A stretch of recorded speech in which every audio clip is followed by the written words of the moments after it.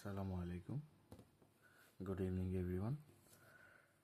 Welcome to our new session. আজকে অনেক দিন পর ভিডিও করা শুরু করলাম।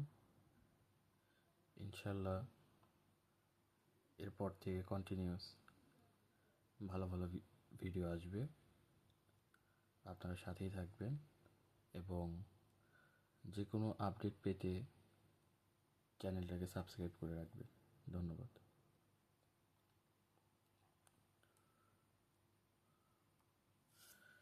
Today we will discuss about the HSC Biology Chapter 8 Human Physiology. আমাদের এইচএসসি লেভেলের অর্থাৎ যারা 11-12 এসব ক্লাসে আছো তাদের জুওলজি অর্থাৎ বায়োলজি সেকেন্ড পেপার বইয়ের 4th চ্যাপ্টারের নাম মানব শরীর তত্ত্ব অর্থাৎ হিউম্যান ফিজিওলজি।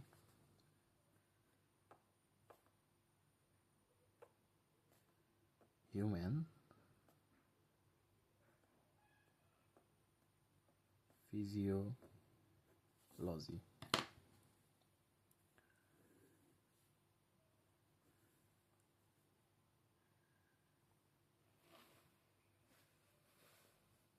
এই টপিকে আজকে আমরা আলোচনা করব। তোমরা যারা যারা আমার এই ক্লাসটি দেখছো প্লিজ আমাকে কমেন্টে জানাবা যে সাউন্ড কোয়ালিটি এবং ক্যামেরা কোয়ালিটি কীরকম আছে, এবং কোনো টপিক যদি বুঝতে সমস্যা হয় কমেন্টে জানাই দিবা। ধন্যবাদ। তো আমাদের এই হিউম্যান ফিজিওলজিতে দুইটি কথা আলোচনা করা আছে। একটা হচ্ছে রক্ত ও সঞ্চালন, ব্লাড অ্যান্ড সার্কুলেশন। ব্লাডের একটা টপিক আছে এবং এই ব্লাড কিভাবে কোন তন্ত্রের মাধ্যম দিয়ে আমাদের পুরো একটা যে শরীরে সার্কুলেট হচ্ছে, ট্রান্সপোর্ট হচ্ছে, সেটা নিয়ে আলোচনা করা আছে। সেটা হচ্ছে হৃৎপিণ্ড বা হার্ট।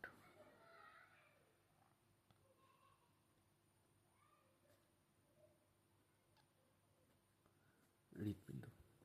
তো আজকে আমরা আলোচনা করব শুধুমাত্র ব্লাড অর্থাৎ রক্ত নিয়ে।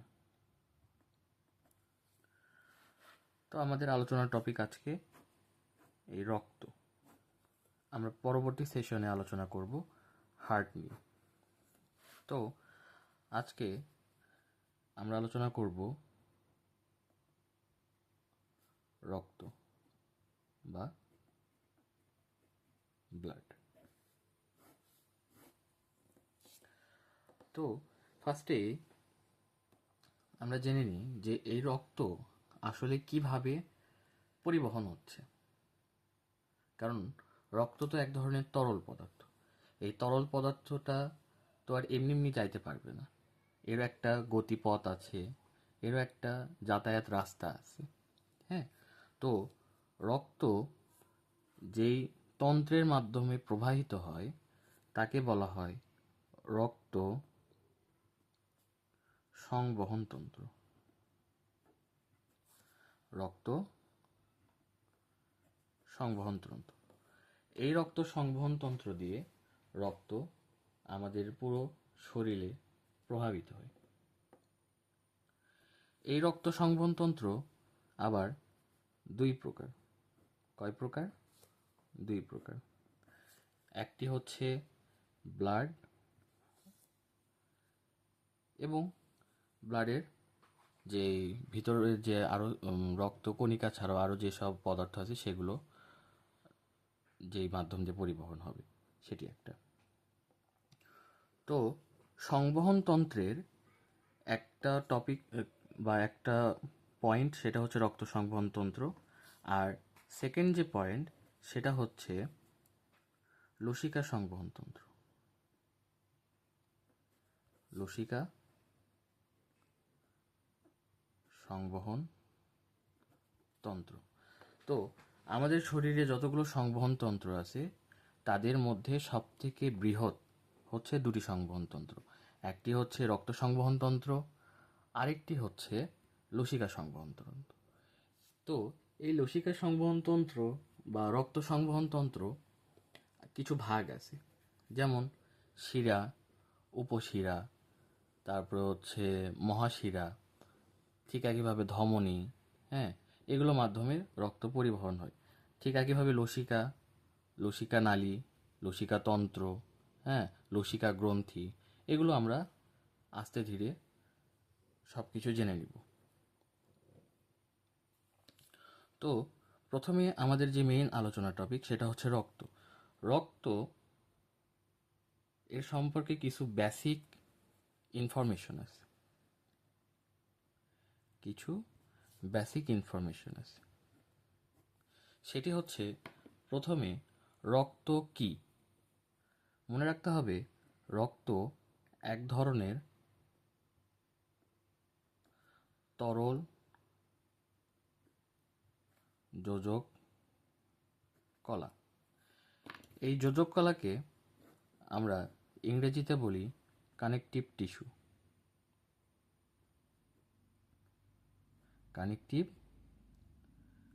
টিস্যু, কানেকটিভ টিস্যু, টিস্যুর কথা যখন উল্লেখ হবে তখন এখানে অনেক সময় তোমাদের যেগুলো প্র্যাকটিক্যাল ব্যবহারিক পরীক্ষা হয় তখন মৌখিক যে পার্টটুকু আছে এইটুকুতে কোশ্চেন করা হয়। তাহলে টিস্যু, কি কি ধরনের টিস্যু মানব শরীরে পাওয়া যায়? কি কি টিস্যু মানব শরীরে পাওয়া যায়? তাহলে আমাদের যে বেসিক টিস্যু, কি টিস্যু? Basic tissue. এই বেসিক টিস্যু প্রধানত 4 ধরনের। কয় ধরনের? 4 ধরনের। নাম্বার 1, একটা হচ্ছে আবরণী টিস্যু। আবরণী টিস্যু, যেটাকে বলা হয় এপিথেলিয়াল সেল বা এপিথেলিয়াল টিস্যু, হ্যাঁ। তারপরে যোজক টিস্যু, যোজক টিস্যু। যোজক টিস্যুর ইংরেজি নাম হচ্ছে, এটা আমরা বলি কানেকটিভ টিস্যু, অর্থাৎ একটার সাথে আরেকটা জিনিসের বা বস্তুর সংযোগ প্রতিস্থাপন করতেছে, যার কারণে এদেরকে বলা হয় যোজক টিস্যু। আরেকটি ধাপ আছে, সেটা হচ্ছে পেশি টিস্যু, পেশি টিস্যু বা মাস্কুলার টিস্যু। এবং নাম্বার 4 আছে হচ্ছে নার্ভাস টিস্যু। নার্ভাস টিস্যু অর্থাৎ স্নায়ু টিস্যু, যেগুলো আমাদের স্নায়ুতন্ত্রের ভিতরে থাকে সেগুলোকে বলা হয় নার্ভাস টিস্যু। আচ্ছা, তাহলে আমরা রক্ত সম্পর্কে কি জানলাম? রক্ত এক ধরনের তরল যোজক কলা, হ্যাঁ, তরল যোজক কলা, এক ধরনের স্পেশালাইজড ফ্লুইড কানেকটিভ টিস্যু। আচ্ছা, তাহলে তোমাদের কাছে আমার একটা প্রশ্ন, যে মানব শরীরে যদি 4 ধরনের টিস্যু পাওয়া যায়, হ্যাঁ, তাহলে উদ্ভিদ দেহে,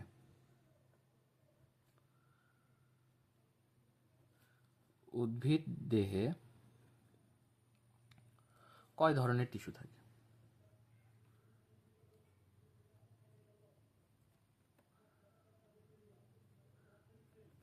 কয়েক ধরনের টিস্যু আছে? এর উত্তর তোমরা আমাকে কমেন্ট বক্সে জানাই দিবা। তো রক্ত যদি এখন তরল যোজক টিস্যু হয়, তরল মানে এক ধরনের লিকুইড, তো এই লিকুইডের তো একটা ওজন আছে, আয়তন আছে, সেটা কতটুকু? সেটাই হচ্ছে প্রত্যেকটি মানুষ ভেদে তার ওজনের কত 7 থেকে 8%, 7 থেকে 8% অফ টোটাল বডি ওয়েট। মানে প্রত্যেকটি মানুষের তার শরীরের গঠন, ওজন প্রভৃতির ভিত্তিতে তাদের শরীরে মোট ওজনের 7 থেকে 8% রক্ত থাকে। তো তোমাদের বোর্ড বইয়ে যেটা আলোচনা করা আছে সেটা হচ্ছে একটি পূর্ণাঙ্গ মানুষ। একটি পূর্ণাঙ্গ মানুষের দেহে 5 থেকে 6 লিটার 5 থেকে 6 লিটার রক্ত থাকে।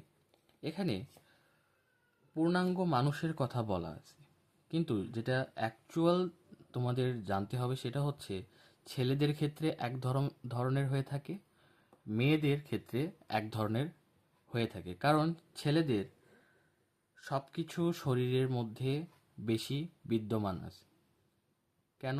কিছু হরমোনের কারণে হইতে পারে এবং তার দেহের ওজন ভেদেও হইতে পারে, যেগুলো মেয়েদের শরীরের তুলনায় একজন ছেলে বা পুরুষের শরীরে তাদের সংখ্যা বলো, তাদের ওজন বলো, তাদের সংখ্যা সমষ্টি বলো, সেগুলো বেশি থাকে। তো আমরা জানলাম যে হচ্ছে একটি পূর্ণাঙ্গ মানুষের দেহে 5 থেকে 6 লিটার রক্ত থাকে, যেটি হচ্ছে তার মোট শরীরের যে ওজন, সেই ওজনের 7 থেকে 8%। তো তারপরে যেটা আমাদের জানতে হবে সেটা হচ্ছে রক্তের তাপমাত্রা। রক্তের তাপমাত্রা নর্মালি শরীরের যে তাপমাত্রা সেটি হয়ে থাকে, একটি হচ্ছে, সেই তাপমাত্রা যদি আমরা সেলসিয়াসে প্রকাশ করি সেটি 36 থেকে 38 ডিগ্রি সেলসিয়াস, অথবা যদি আমরা ফারেনহাইটে বলি তাহলে 98.8 ডিগ্রি ফারেনহাইট। এটি হচ্ছে রক্তের তাপমাত্রা। তারপরে আমাদের যেটা জানতে হবে সেটি হচ্ছে রক্তের পিএইচ। পিএইচ হচ্ছে এমন একটি স্কেল, যে স্কেলের মাধ্যমে আমরা কোনো দ্রবণের অম্লত্ব এবং ক্ষারত্ব প্রকাশ করে থাকি।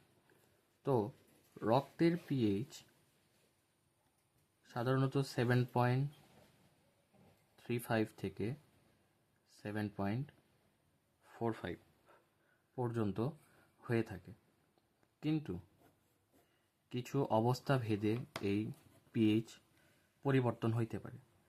কীরকমভাবে? যদি কোনো অ্যাবনর্মাল কন্ডিশন হয় শরীরে, যদি কোনো অ্যাবনর্মাল কন্ডিশন হয়, কোনো ডিজিজ কন্ডিশন হয়, সেই ক্ষেত্রে পিএইচ কমতেও পারে, যেটাকে আমরা বলি অ্যাসিডোসিস, অথবা পিএইচ বেড়ে যেতে পারে, যেটাকে বলা হয় অ্যালকালোসিস।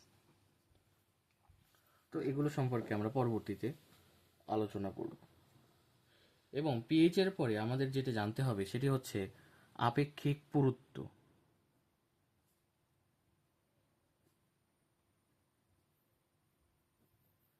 আপেক্ষিক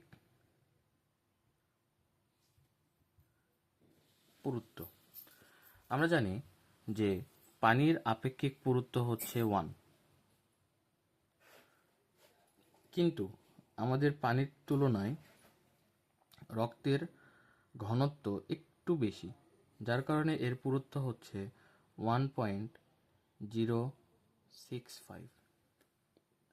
যদি এই পুরুত্বটাকে শতকরা হিসাব করা হয় তাহলে 6.5%। এটি হচ্ছে আমাদের রক্তের পুরুত্ব। তো এগুলো হচ্ছে রক্তের মোটামুটি বেসিক কিছু ইনফরমেশন।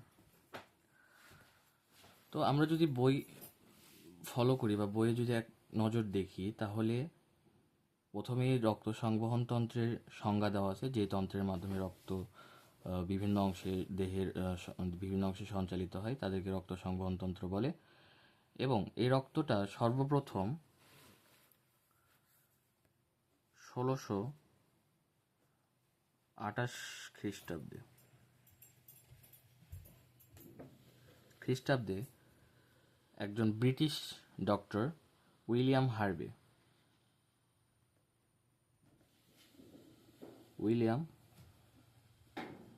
হার্ভে এটি ধারণা দিয়েছেন। সর্বপ্রথম মানব শরীরে রক্তের ধারণা দেন তিনি কত সালে? 1628 খ্রিস্টাব্দে।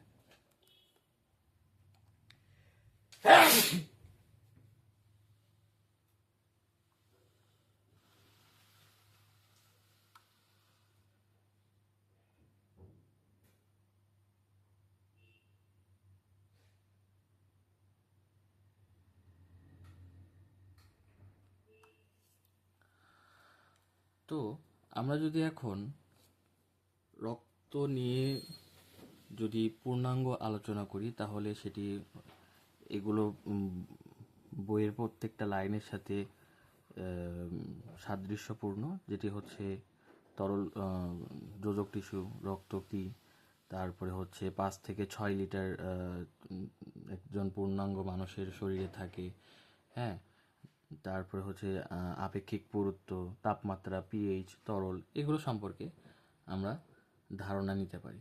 এবং এই রক্ত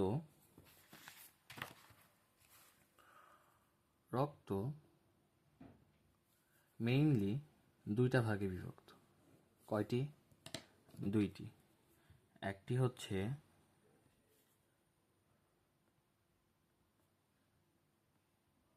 রক্তরস এবং অপরটি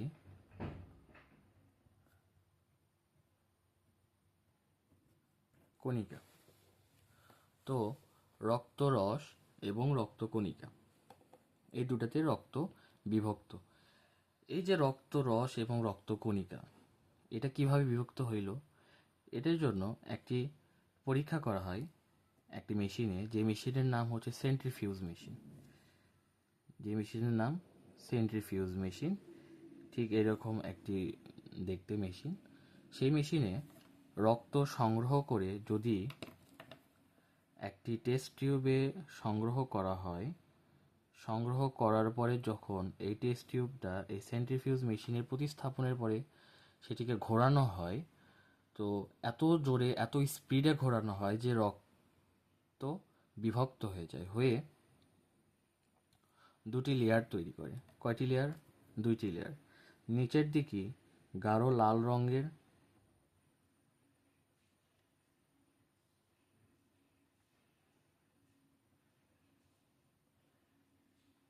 যেটাকে আমরা বলতেছি রক্তকণিকা, এবং উপরের অংশে হালকা হলদেটের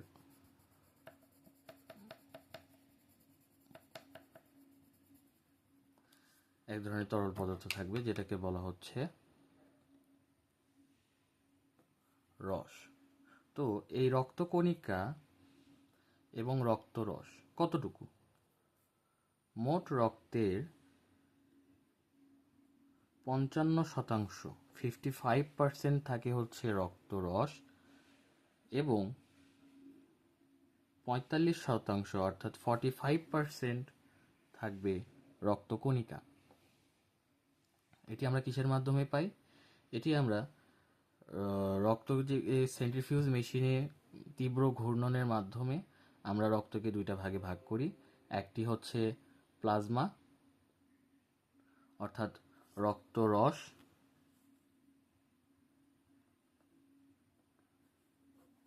এবং আরেকটি হচ্ছে রক্তকণিকা। রক্তরস এবং রক্তকণিকা। আচ্ছা, এই রক্তরসের ভিতরে কিছু উপাদান আছে এবং রক্তকণিকার মধ্যে কিছু উপাদান আছে। সেটি জানার আগে আমরা জেনে নিই যে রক্ত আসলে আমাদের শরীরে কেন আছে। আল্লাহ পাক আমাদের শরীরে রক্ত নামক এক ধরনের তরল পদার্থ কেন শরীরে প্রতিস্থাপন করলেন বা দিলেন, তারও কিছু কাজ আছে। সেই কাজগুলো কি কি? এক হচ্ছে পুষ্টি দ্রব্য পরিবহন। এই যে আমরা খাবার খাচ্ছি, আমরা যে খাবার খাই, সেই খাবার সেইভাবেই তার যে অবস্থায় আমরা গ্রহণ করি সেই অবস্থায় তো আমাদের কোষের ভিতরে যাওয়া সম্ভব নয়। তো এই খাদ্য বস্তু কণাগুলি যখন মুখে দেওয়ার পরে দাঁতের সাহায্যে যখন আমরা সেগুলোকে ভাঙি, সেগুলোকে যখন আমরা আবার আমাদের যে খাদ্যতন্ত্র আছে সেই তন্ত্রের ভিতরে যখন পাঠাই দিই, তারা যখন সেগুলোকে প্রসেস করে, সেই প্রসেসের পরে প্রসেসের পরে যে আমাদের এন্ড প্রোডাক্টটা থাকে, অর্থাৎ অবশিষ্ট বস্তু যেটা থাকে, সেটা পুষ্টি আকারে শোষণ করার মাধ্যমে রক্তে পাঠানো হয় এবং রক্ত শরীরের বিভিন্ন স্থানে সেগুলো পৌঁছায় দেয়। তো 1 নম্বর পয়েন্ট হইতে পারে পুষ্টি দ্রব্য পরিবহন। আরেকটা 2 নম্বর পয়েন্ট, সেটি হচ্ছে শ্বসন গ্যাস পরিবহন। এই যে আমাদের শরীরের ভিতরে যে বিভিন্ন ধরনের ক্রিয়া বিক্রিয়া হচ্ছে প্রতিনিয়ত, প্রতি সেকেন্ডে, তো এই সকল ক্রিয়া বিক্রিয়ায় আমাদের শরীরে কিছু বর্জ্য পদার্থ তৈরি হয়, যেগুলোকে আমাদের শরীর থেকে বের করা অতীব গুরুত্বপূর্ণ। তো এইগুলো বর্জ্য পদার্থর ভিতরে সর্বপ্রথম যেটা আমাদের রক্তের মাধ্যমে, অর্থাৎ শ্বসন কাজে পরিবহিত হয়, সেটা হচ্ছে কার্বন ডাই অক্সাইড। হ্যাঁ, এই কার্বন ডাই অক্সাইড রক্তের মাধ্যমে আমাদের শ্বসন প্রক্রিয়ায় সম্পাদনের মাধ্যমে আমাদের শরীর থেকে বের হয়ে যায়। হ্যাঁ, তারপরে হচ্ছে 3 নম্বর অপশন হচ্ছে বিপাক নিয়ন্ত্রক দ্রব্যাদি পরিবহন। যে বিপাক নিয়ন্ত্রক, নিয়ন্ত্রক শব্দের অর্থ যে নিয়ন্ত্রণ করে। তো এই যে বিপাকীয় প্রক্রিয়াগুলো নিয়ন্ত্রণের জন্য রক্তে কিছু ভিটামিন, হরমোন, অ্যান্টিবডি, এগুলো রাসায়নিক পদার্থ সমূহ কি করে রক্তের মাধ্যমে পরিবহন হয়। আচ্ছা,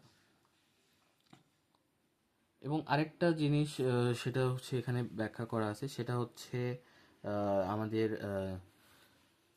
হোমিওস্ট্যাসিস। এই যে হোমিওস্ট্যাসিস,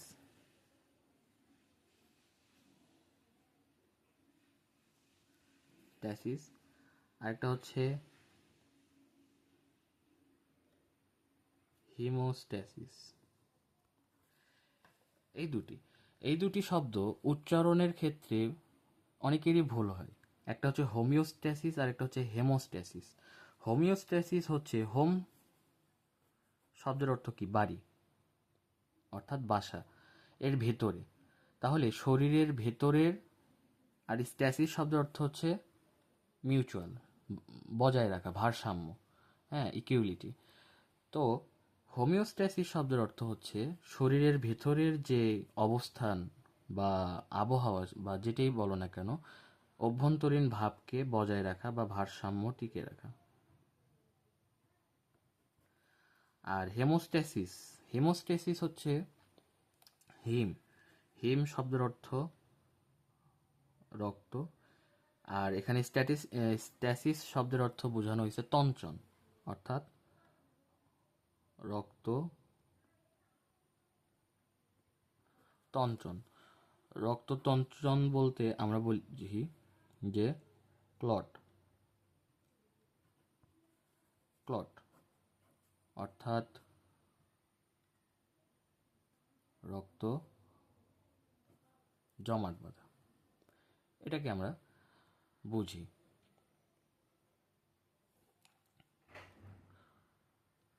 তো রক্তের যে উপাদানগুলো সেটা আমরা আগেই জেনেছি, যে একটি রক্তরস থাকে যেটি হচ্ছে কত 55%, এবং আরেকটি হচ্ছে রক্তকণিকা যেটি হচ্ছে 45%।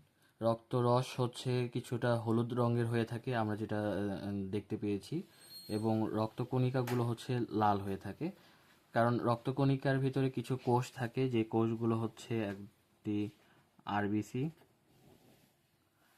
একটি ডাব্লিউবিসি এবং আরেকটি হচ্ছে প্লাটিলেট। তো এই 45% যে কণিকা, এই কণিকার মধ্যে 44%ই থাকে হচ্ছে আরবিসি, আর বাকি 1% থাকে হচ্ছে ডাব্লিউবিসি ও প্লাটিলেট। এবং আরবিসি দেখতে কেমন? আরবিসি দেখতে লাল। কেন লাল? আরবিসি দেখতে লাল এই কারণে, আরবিসির ভিতরে এক ধরনের রঞ্জক পদার্থ থাকে যেটাকে বলা হয় হিমোগ্লোবিন। হিমোগ্লোবিন এক ধরনের রঞ্জক প্রোটিন। হ্যাঁ, এই হিমোগ্লোবিনের ভিতরেও কিছু প্রোটিন আছে, যার কারণে হিমোগ্লোবিনের কারণে হচ্ছে রক্তটাকে লাল দেখায়, যেটি হচ্ছে 45%-এর ভিতরে 44%ই হচ্ছে আরবিসি এবং বাকি 1% শ্বেত রক্তকণিকা এবং অনুচক্রিকা বিদ্যমান থাকে।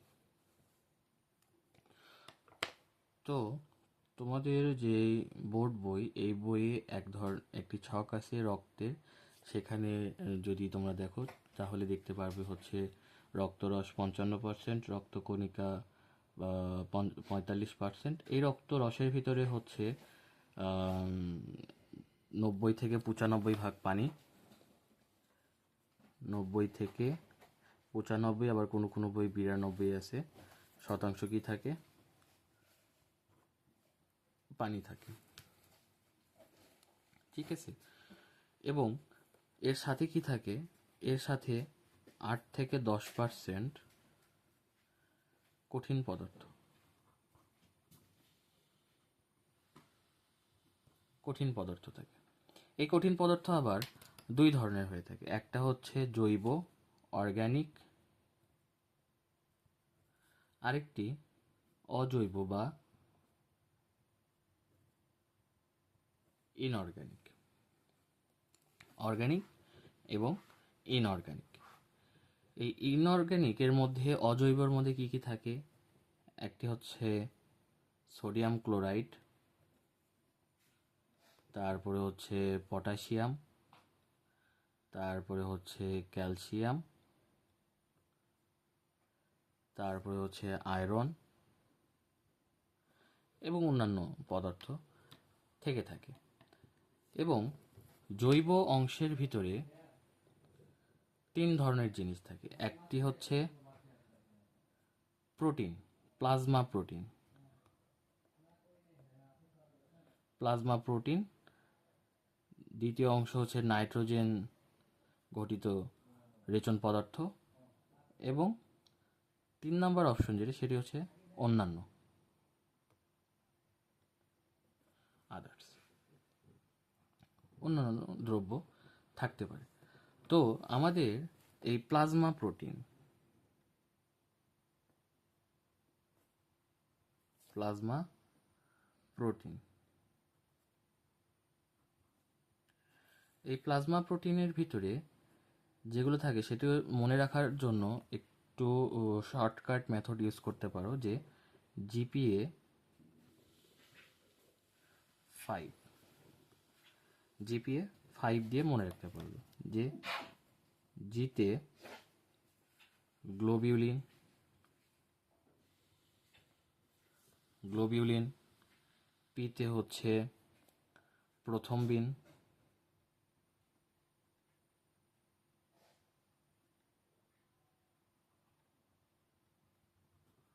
প্রথমবিন, এতে হচ্ছে অ্যালবুমিন, এবং 5তে হচ্ছে, এটাতে মনে রাখতে পারো, ফাইব্রিনোজেন।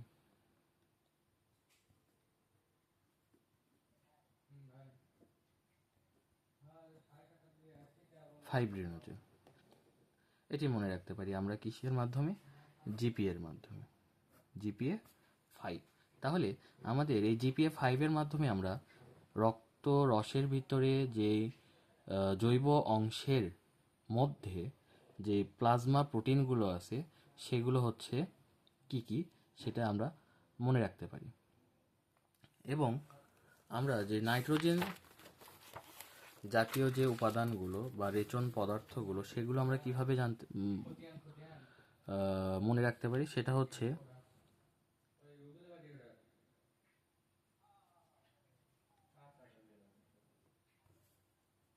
আমি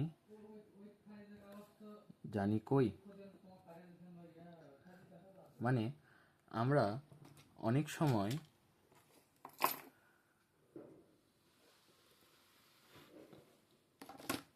আমরা যদি অনেক সময় কোনো জিনিস খুঁজে না পাই, তখন আমরা আমাদের মায়েদের জিজ্ঞেস করি যে আমার অমুক জিনিস কই, হয় আমার মানি ব্যাগ কই, বা আমার চশমা কই, বা আমার ট্রাউজার কই, কোথায় রাখছে আমাদের মনে নেই। তখন আমরা যদি জিজ্ঞেস করি, তখন আমাদের মা বোনেরা বা যারা যেগুলো রিপ্লে করে তারা হচ্ছে, আমি জানি কই, তুই কই রাখছিস কে জানে। তো সেটাতে আমরা মনে রাখতে পারি। যেমন হচ্ছে আমি আমি যে মনে রাখতে পারি হচ্ছে আমরা অ্যামোনিয়া, অ্যামোনিয়া আমি দিয়ে মনে রাখতে পারি অ্যামোনিয়া। এবং জানি দিয়ে মনে রাখতে পারি জ্যানথিন।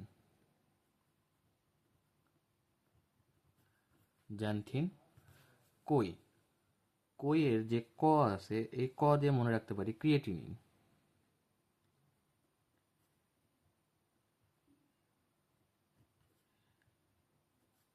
ক্রিয়েটিনিন। আর কইয়ের যে হর্ষই আছে, এই ই দিয়ে আমরা মনে রাখতে পারি হচ্ছে ইউরিয়া ও ইউরিক অ্যাসিড।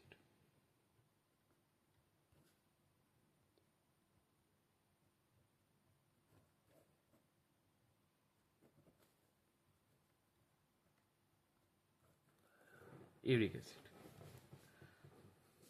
তো এগুলো আমরা আমাদের মনে রাখার সুবিধার্থে আমরা ব্যবহার করতে পারি। এখন আসো এর পরবর্তীতে আমরা যেটা জানবো যে হচ্ছে রক্তকণিকা। এতক্ষণ আমরা জানলাম রক্ত রসের ভিতরে কি কি উপাদান আছে এবং সেই উপাদানগুলোর নাম। এবার আমরা জানবো রক্তকণিকা। রক্তকণিকা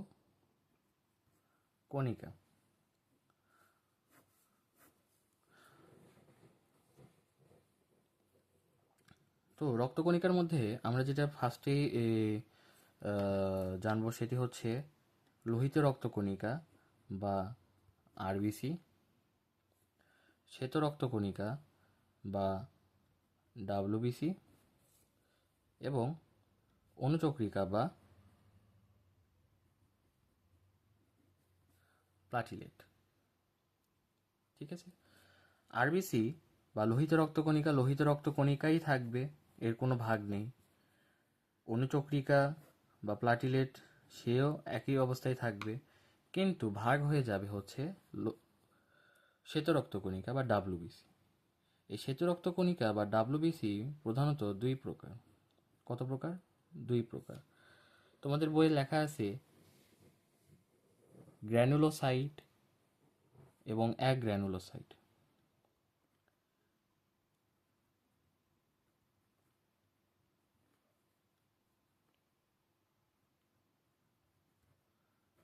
সাইট, একটা হচ্ছে গ্র্যানুলোসাইট।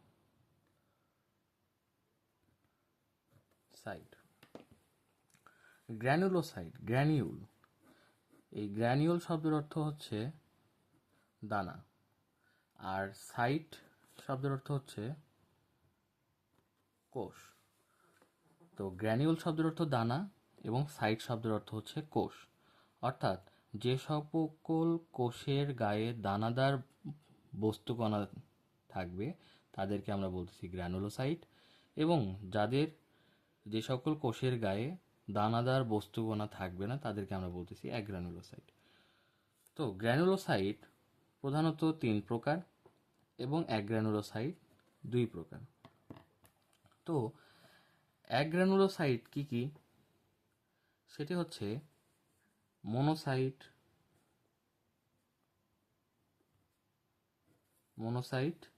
আর হচ্ছে লিম্ফোসাইট।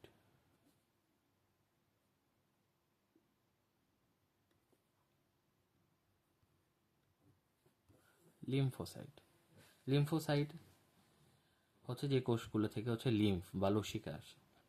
ঠিক আছে, এবং গ্র্যানুলোসাইট যে 3 প্রকার, সেটির মধ্যে প্রথম আছে হচ্ছে ইউসিনোফিল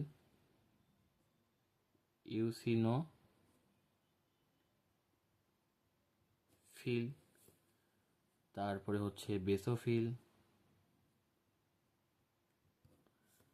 এবং নিউট্রোফিল।